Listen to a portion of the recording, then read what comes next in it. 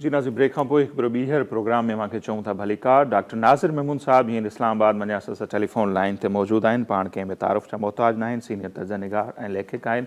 उन्हनि सां पाण ॻाल्हि ॿोल कंदासीं मुल्क जी जेका मौजूदा सियासी सूरत हाल आहे उन ते। डॉक्टर साहब बहुत शुक्रिया सर, आपने हमें वक्त दिया। डॉक्टर साहब कैसे देख रहे हैं मुल्क की जो पॉलिटिकल सूरत हाल है, कहा यह जा रहा है, बल्कि बहस हो रहा है सारे मुल्क में कि आने वाली जो हुकूमत होगी वो नेशनल यूनिटी गवर्नमेंट होगी, बहुत सारी पार्टियां उसका हिस्सा होंगी मां सिवाय पीटीआई के। तो आपको सूरत हाल भी क्या इस तरफ जाती हुई नजर आ रही है? क्योंकि नून लीग का जो दावा है कि वो बड़ी अक्सरियत के साथ आ रहे हैं और मेजॉरिटी उनकी होगी, गवर्नमेंट वो बनाएंगे।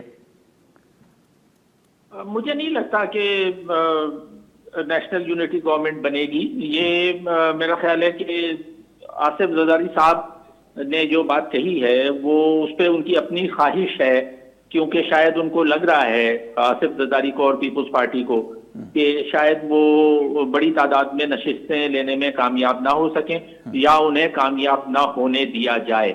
तो इसलिए ये मुमकिन है कि वो ये बात कर रहे हों कि नेशनल यूनिटी गवर्नमेंट बनाई जाए। अगर ये बनती है तो बनना तो अच्छा होगा, लेकिन मुझे लगता नहीं है कि ऐसा होगा। मुझे अभी तक जो इंडिकेशन लग रही है वो यही लग रही है कि नून लीग को ही मेरा ख्याल है कि सादा अक्सरियत, भारी अक्सरियत नहीं दी जाएगी।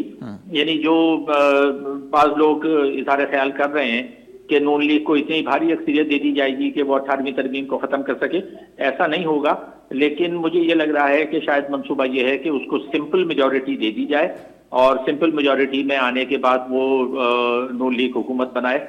मुझे इस वक्त लग नहीं रहा कि कोई यूनिटी गवर्नमेंट बनने का कोई इम्कान होगा, लेकिन जाहिर है अब ये तो वक्त बताएगा। अगर नून लीग उतनी सीटें ना ले पाई तो जाहिर है वो मजबूर हो जाएगी दूसरी जमातों से मदद लेने पे।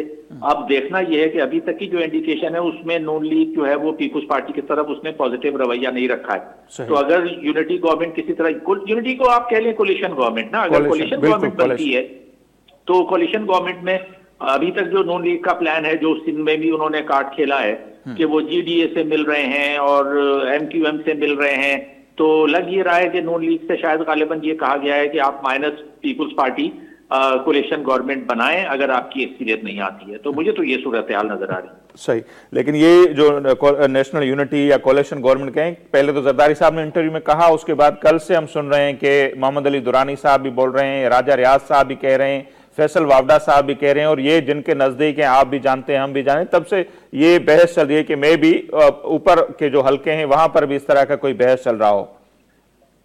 देखें, अब पहले तो ये फर्क हमें दोबारा से मैं इसको वाज़ेह कर दूंगा कि नेशनल यूनिटी गवर्नमेंट और कोलिशन गवर्नमेंट में फर्क क्या है। कोलिशन गवर्नमेंट तो वो होती है कि जिसमें एक से ज्यादा जमातें मिलकर मखलूत हुकूमत बना लें। नेशनल यूनिटी गवर्नमेंट जो है वो एक इमरजेंसी में बनाई जाती है। जैसे जब सेकेंड वर्ल्ड वॉर हो रही थी तो बरतानिया में नेशनल यूनिटी गवर्नमेंट बनाई गई। उसमें ये होता है कि तमाम पार्टीज को कोई ना कोई नुमाइंदगी दी जाती है। यानी एक आध मिनिस्ट्री, अगर छोटी पार्टी है तो उसको एक मिनिस्ट्री दे दी, बड़ी निस्बतन बेहतर है 2 मिनिस्ट्री दे दी।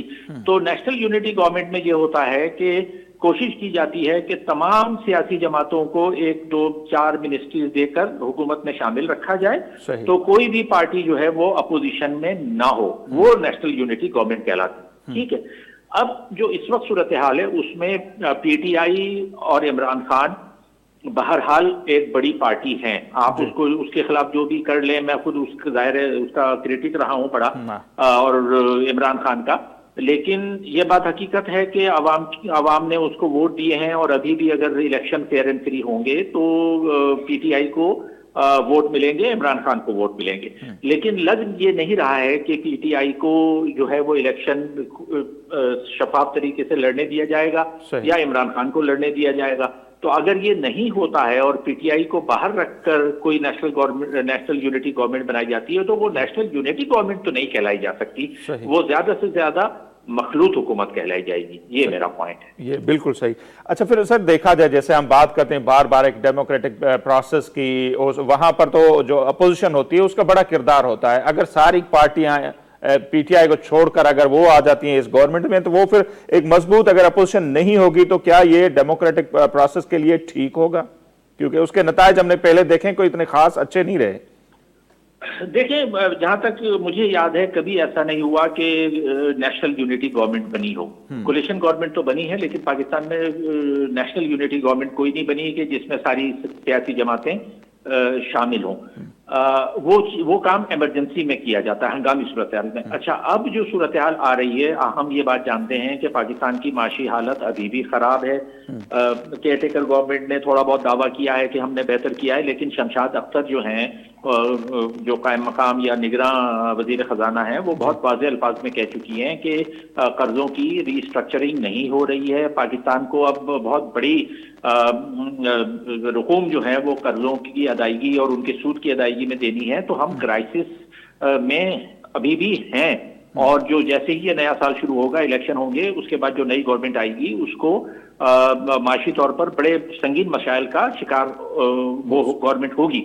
तो अगर नेशनल गवर्नमेंट बनती है, जिसका मुझे इम्कान तो नजर नहीं आ रहा, लेकिन हम फर्ज कर लेते हैं, क्योंकि आपने सवाल पूछा है, हम फर्ज कर लेते हैं कि अगर नेशनल गवर्नमेंट। जी सर। हेलो। जी सर, बिल्कुल हम सुन पा रहे थे। तो मैं यही कह रहा था कि अगर ये ऐसा हो जाता है तो पाकिस्तान को नेशनल यूनिटी गवर्नमेंट बन जाती है, तो ये कोई बुरा आइडिया नहीं है, ये एक अच्छा आइडिया है। सही। अच्छा डॉक्टर साहब, आपसे ये भी समझेंगे, टाइम भी आपके पास भी कम है, हमें भी फिर हेडलाइन की तरफ भी जाना होगा। ये नवाज शरीफ साहब की जो एक्टिविटीज हैं, इनको किस तरह देख रहे हैं? उनके केसेस भी चल रहे हैं, अभी 29 तारीख तक चली गई, उनकी सजाओं वाला जो मामला चला गया है। तो अगर 8 फरवरी को इलेक्शन होते हैं तो 17 से 21 दिसंबर तक नॉमिनेशन फॉर्म भी जमा होना शुरू हो जाएंगे। तब तक आप समझते हैं कि इनके जो केसेस हैं वो एक तरफ चले जाएंगे, या अदालतों की तरफ से उनको क्लीन चिट मिल जाएगा, वो हिस्सा ले पाएंगे इलेक्शन में?